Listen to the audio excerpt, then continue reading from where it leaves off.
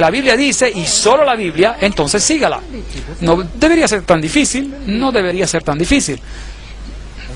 Y luego vino Wesley, y él elevó a Jesucristo como nadie más antes lo había elevado en el mundo antes. La señoría de Jesucristo. Jesucristo es el Señor. Si el Señor Jesús no es el centro, el autor, el cumplidor de nuestra fe, déjenlo. Entonces la doctrina no es bíblica. Entonces, qué gran descubrimiento de luz vemos acá. Miré y cuando abrió el sexto sello, y hubo un gran terremoto. Interesante. Así que ahora estamos entrando en un periodo de tiempo muy interesante. La Reforma había hecho su trabajo. Las iglesias que seguían después de Sardis fueron, ¿cuáles? ¿Se acuerda? Representadas por el nombre de Filadelfia. Y aquí había una acumulación de verdades. Pero antes de este acontecimiento, algo tendría que iba a pasar. ¿Qué iba a pasar? Mire, y cuando abrió el sexto sello, y hubo un gran terremoto, y el sol se puso negro como tela de luto, la luna entera se volvió toda como sangre, y las estrellas del cielo cayeron sobre la tierra, como la higuera deja caer sus higos cuando es sacudida por un fuerte viento. Apocalipsis 6, 12 y 13. Esas son señales celestiales. ¿Acontecieron? Claro que sí. El Evangelio de Marcos dice la misma cosa, el capítulo 13, 24. Pero en aquellos días, después de aquella tribulación, esa tremenda persecución, donde los hijos de Dios fueron casi exterminados de la faz de la tierra en la Edad Media, por medio de la Inquisición, de los 30 años de guerra, de la guerra de 100 años, de la masacre, la matanza de San Bartolomé, y los hugonotes fueron exterminados. Y entonces vino la luz. Después de aquella tribulación, que terminó aproximadamente en el 1798, y regresaremos a esa fecha en otra oportunidad, el sol se oscurecerá y la luna no dará su resplandor. Bueno, aquí está la historia de Ware, en New Hampshire, en un estado, porque el cristianismo se había huido, el cristianismo basado en la Biblia se había huido a Europa y se había establecido en varias regiones en el mundo. En el Nuevo Mundo, en los Estados Unidos de Norteamérica en particular, en la parte de sur de África, en Australia. Y es allí donde el cristianismo se huyó. Interesante ver lo que está pasando en estas regiones del mundo hoy en día. El día oscuro del estado de Nueva England, de Nueva Inglaterra, tan familiar para viejos y jóvenes, llegó el 9 de mayo de 1780. A cerca de las 11 comenzó a oscurecerse como si la noche llegara. Los hombres dejaron de trabajar, el ganado regresó a sus establos, a las ovejas gimiendo se juntaron a las terjas, los pájaros gritaron y volaban a sus nidos, y las aves regresaron a sus perchas. Y en la noche había una oscuridad tan negra que una persona no podía ver a su mano cuando la levantaba, ni siquiera un papel blanco. Esa es la historia de Ware, en New Hampshire, 1735 y 1888. Y el periódico La Crónica Independiente del 8 de junio de 1780 dijo: durante todo el tiempo una penumbra de melancolía ensombreció la faz de la naturaleza. Y él sigue diciendo que no obstante había casi una luna negra, la cual era de hecho con color como sangre, ningún objeto se divisaba claramente, y había una oscuridad parecida a la de Egipto en las plagas, una oscuridad impregnable a los ojos. Los grandes eventos memorables de la legislatura del estado de Connecticut estaba en sesión, y se dieron por vencidos a causa de la oscuridad, y así que pararon la reunión.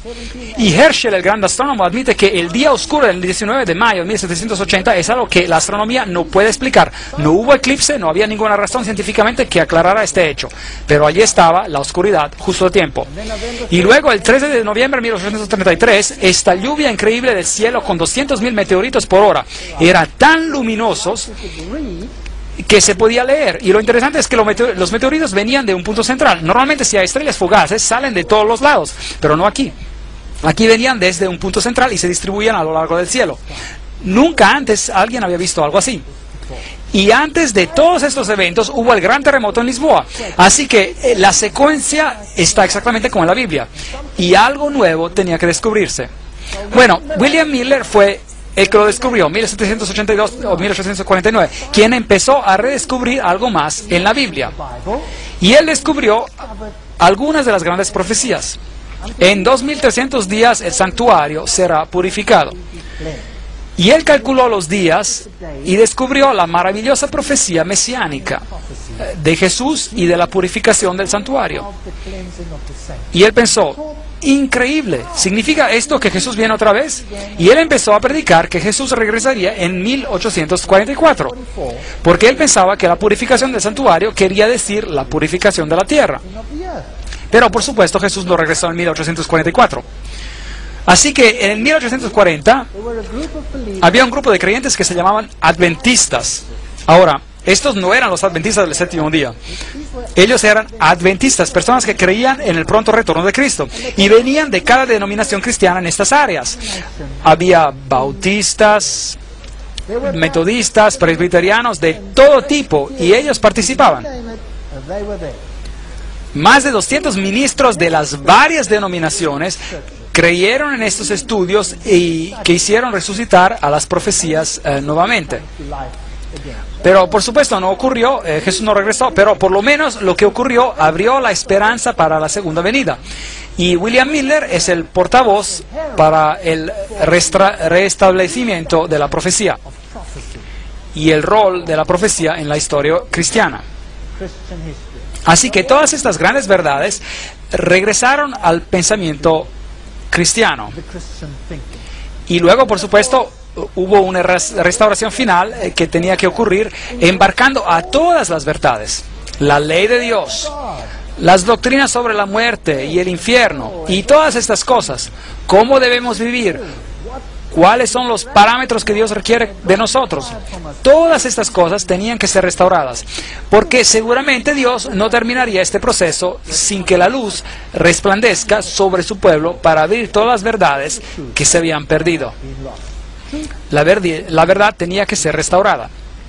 Y luego Cristo vendría. Jesús dijo, si me amas, guarda mis mandamientos. Juan 15:15. Aquel que dice que me ama y no guarda mis mandamientos, ¿es un qué? Un mentiroso. Y la verdad no está en él. ¿Acaso no tenemos muchos grupos que dicen los mandamientos se han eliminado? ¿Sí o no? Sí. Se han sido clavados a la cruz. Jesús dice que la ley nunca pasará. Cielos y tierras pasarán, pero ni una jota ni una tilde será removido de la ley hasta que todas estas cosas sean cumplidas. Seguro, es sentido común saber que si las personas guardaran la ley de Dios, todos podríamos deshacernos de nuestras llaves. Y todas las jovencitas y mujeres podrían caminar seguras por los rincones más oscuros de este mundo, sin ningún temor, si todos guardaran la ley de Dios. ¿No es esto correcto?